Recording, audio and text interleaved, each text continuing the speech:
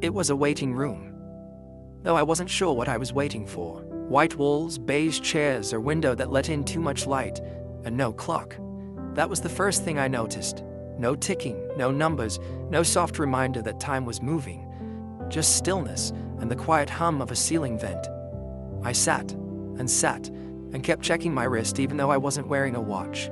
It made me anxious, not knowing how long I had been there, not knowing how long I would be. There was a woman across the room, flipping through a magazine she clearly wasn't reading. A man beside her scrolled his phone without blinking. No one spoke. It felt like a scene without a script, waiting for someone to improvise.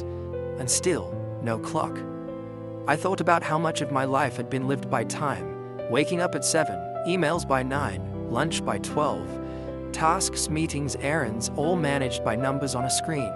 What happens when the numbers disappear? I looked around.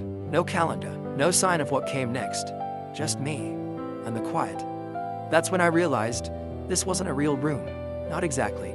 It was a space in my mind, one I had avoided, one that only opened when everything else stopped. A place without deadlines, without roles to perform, without the illusion of control. It terrified me, because in that room I couldn't measure progress, couldn't compare, couldn't pretend. I had to just be, and being felt unfamiliar. Without time, I had no excuse to leave, nowhere to rush, no reason to check out. So I stayed, and slowly the quiet stopped feeling like emptiness. It started feeling like space, a place to ask questions I didn't have to answer right away, a place to exhale without planning the next breath, a place to remember that I existed before schedules and would still exist even if they all vanished. In the absence of a clock, I found something else. Myself, unmeasured, not efficient, not productive. Just alive.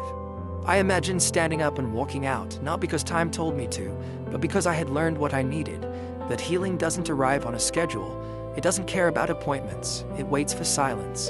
It waits for us. Now, every once in a while, I return to that room, not in fear, but in choice.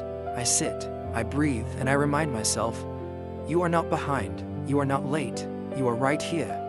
And that, I've learned, is enough.